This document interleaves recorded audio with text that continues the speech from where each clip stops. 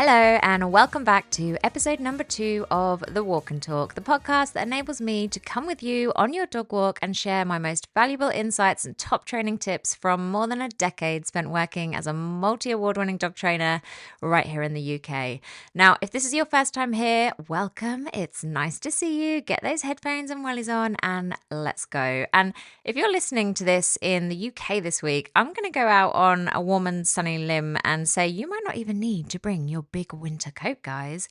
We have had an utterly glorious week here, which is aptly one of the reasons I feel like there's no better time for the topic of today's podcast than this week. Because now I know I'm getting ahead of myself here, but I really feel like we made it, guys. I feel like the darkest depths of winter are behind us and we're forging ahead into sunnier times. Although, ironically, another reason I wanted to record this particular topic this week is because I am off to crafts this week, today actually, if you are listening to this podcast on release day, Friday the 7th of March.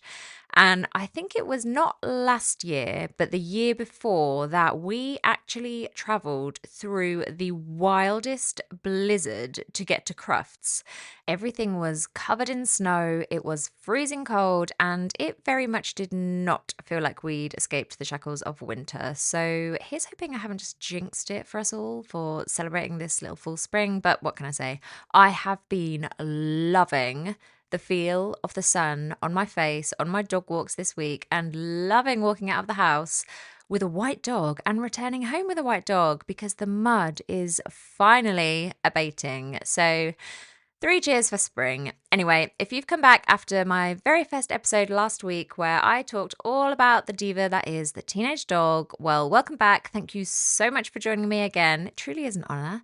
And if you're dropping in for the very first time, I think this is an ideal episode to meet me at because today I'm going to dive into a topic that I think is relevant for all dog owners at some point or another. And it's one of my favourite topics and is really genuinely at the core of everything I do with Listen Dog Training, and that is we're going to get your mojo back, guys. So when I was reading through some of the really lovely comments that you guys left on last week's podcast and the messages that some of you emailed me about it, there was one very clear theme throughout a lot of them, which was quite a few of you called out how last week's episode struck you as being different from the usual dog training content you've consumed in the past on the topic because there was actually a positive spin to it. I didn't just explain adolescence to you and then wish you all good luck and Godspeed and recommend you stock up on, a hearty 12-month supply of wine and chocolate buttons to get you through it. But I shone a little optimistic light on the golden opportunities of adolescence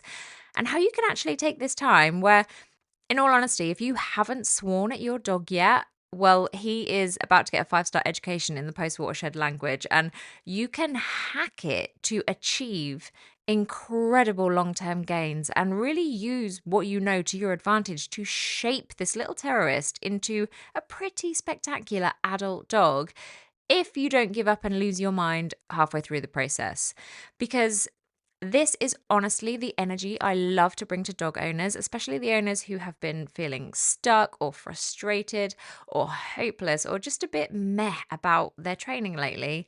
Today's episode is for you. I want to help you reignite your enthusiasm for dog ownership, dog training, and just your everyday relationship with your dog because honestly, it should be fun. It should be exciting. It should feel magical sometimes. Not all the time, obviously, that would be exhausting, but sometimes I love to take a step back and look at what we're all taking for granted here, what we are treating like a mundane, everyday occurrence. We have taken these little 4-legged hunters who live in packs in the wild and we've picked them off, rebranded them, redesigned them, put them in our homes as individuals, not only to live alongside us in complete harmony with our lives that in no way correlate really with the lives these creatures were originally designed to live.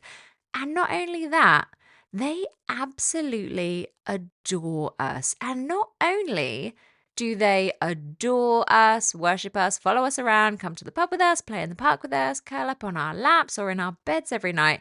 But we can also communicate with these things, an entirely different species, which we share no universal language with naturally. We can instruct them to move, to jump, to dance, to run, to ring bells and push buttons and open doors and carry our things and protect our property, to dance to our choreography, to come to us, leave us, find us, guard us. This animal that isn't human will do all of that and more for us. And all we have to do is teach them how to do it. Isn't that magical? I honestly think that's such wizardry that we take for granted, and sometimes we need to be reminded just how special what we have is. So, if you are out on a walk right now, I hope my goal is that by the end of this episode, you'll be looking at your dog with fresh eyes and feeling really excited and motivated to work with them again. So, like I already mentioned at the top of this episode, this week is Crufts Week. And if you're looking for a super easy place to start when it comes to reawakening your enthusiasm for training your dog, you only have to put an hour of Crufts on the TV and look at the incredible performances across the agility, the flyball, the obedience, the heel work, the working dog demos, the hero dog nominations. I go to Crufts every year because I just love to be immersed in the energy of a world where dogs are not only adored, obviously, but where dogs and their humans are demonstrating what's possible at the very top of their game. And I don't mean the best in breed or the best in show, because I'm really not interested in that. None of my dogs are pedigree dogs. I'm far more interested in dogs reaching their potential through learning and through trainers channeling their dogs' drives and their dogs' skills in sports that the dogs clearly love. And actually, it's always hardest to get a seat in the main arena during these parts of the Cruft schedule than it is when they're showing the breed confirmation rounds. If you want to watch the judges pick the best looking Labrador, absolutely no problem getting a seat for that. But if you want to watch the agility or the fly ball, you're going to have to queue up for a long time. So, okay, let's get into the power of your mindset when it comes to your dog and why it matters so much. So, honestly, how we feel about our training directly impacts how our dogs respond. If we approach it with frustration, training is just going to feel like a chore. But if we approach it with curiosity and playfulness and a little bit of optimism, everything shifts. Now, I know this is easier said than done, especially if you are facing some big struggles or frustrations right now. So, here's how to reframe a few of the most common things standing between you and a more enthusiastic and excited attitude to working with your dog. Okay, number one, I want you to take your current biggest struggle or whatever struggle comes to mind. It could be a totally non existent recall, it might be reactivity, it might be just a general lack of obedience, or perhaps you're struggling with a really hyperactive or high energy youngster right now. And I want you to reframe this struggle as an opportunity for growth, because truly the easiest quick wins when it comes to achieving growth are in the areas where the struggle sits. For example, my dog Albie, he actually has fantastic, I'm very lucky, he has fantastic off-lead behavior, which I am so grateful for.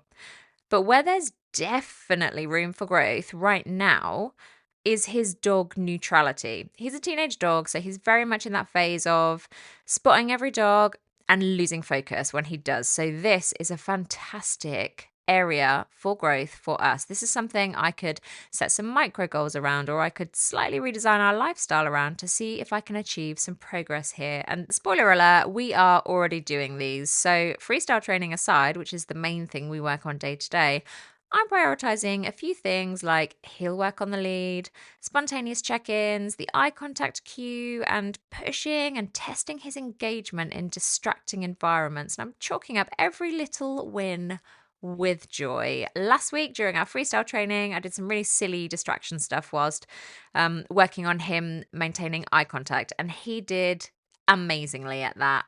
total win. Since Christmas, we've been out on 1 or 2 off-lead walks per week where we actually do some really focused training whilst there are other dogs out in the same field. So, rather than Albie just going off for a sniff and a run, which I would normally let him do for a kind of off-lead adventure walk, I'll take him out, let him off-lead, and then actually challenge him to stay totally connected to me and totally focused on me. Albie is learning freestyle, so there are lots of tricks and steps and moves that we practice and work on at home that I've tried to build so much value into that we can go and practice those out on an off-lead walk around other dogs, and he can show me that he's capable of staying engaged.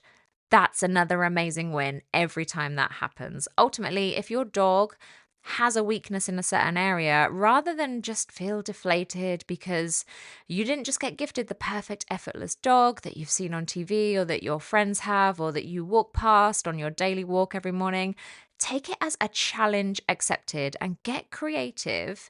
Get stuck into it like a project. Honestly, how you frame these situations that life throws at you is 90% of the path to success. Another way to reframe something negative is to simply ask yourself, what is my dog communicating with this? If you have a 1-year-old who is bouncing off the walls every evening, odds are they're communicating to you that they need more exercise or that they need you to start exploring a breed-specific outlet activity, whether that's going online and looking to see if there's an agility class you could join nearby or a scent work course you could sign up to, or simply opening Google Maps on your phone and doing a little research on the nearest parks or woodlands near you that would allow some off-lead adventuring and trail sniffing and digging and running and lots of fulfilling dog behaviors, as opposed to just trotting the same residential streets on a short lead day after day after day. Now, if you're feeling truly stuck, take this moment with me here on this walk in your ears for a quick mental reset. Remember that your training is a team sport. It's a joint effort. It's you and your dog working together on the same project. You're never working against each other, no matter what you're doing, even if sometimes it feels like you are. If today's session doesn't go according to plan, look outside of the session for a tiny victory you can still celebrate today. Maybe your reactive dog had a big reactive outburst at the park and you feel utterly deflated. But at home, they went and auto took themselves to their settle mat as soon as you all sat down for dinner, and they stayed there throughout, because that training that you're working on at home, that's really starting to take root now. That is an amazing win. For some people, they're too embarrassed to even invite their friends over for dinner because their dog begs next to guests and jumps up and counter-surfs and paws at the tabletop and barks. And look at your dog, just bashing out that owner's ultimate endgame dream result. You deserve to celebrate your dog for that success, no matter whether maybe they've had a failure somewhere else in the day-to-day. If you're really struggling with one aspect of your dog's behavior, I would honestly challenge you every day at the end of the day to look back at your day with your dog and find 3 amazing wins. Find 3 successes. Find 3 things he did that were awesome, even if they are completely outside of that struggle that you think is your main priority, or you think is the most important thing that you need to work on with your dog, or that, is currently letting you guys down. Any 3 wins will do, and I bet you will always be able to find them. Okay, so now for some quick little pocket rocket motivators. Here are some easy access, instant pick-me-ups to help make your training feel new and exciting again. Okay, number 1, and these are all really simple things that everyone can have a go at. So number 1, simply try a different location. It sounds basic, but have you ever tried practicing those basic obedience cues in the Tesco's car park, or next to a playground, or in the corner of the pet shop, or beside a river, or under a bridge, or outside a shopping centre entrance, or inside a dog-friendly pub? Not only is this going to spice up something that might have become a bit mundane, but it's going to push your training forward too, because if your dog can actually perform in all of those environments, you're onto a real winner there. Number 2, I am guilty as charged of this, but I bet you always train with the same reward, whether that's a certain toy or a certain food or a certain treat. Why not take some cues your dog already knows and try a whole new reward strategy? Take your foodie dog out with a tug toy and see if you can make it motivating. Take your dog's daily dinner allowance and see if you can make it exciting enough for him to work for. Take your retriever to the park and before each throw of the ball, ask for a behavior and make that chase the reward.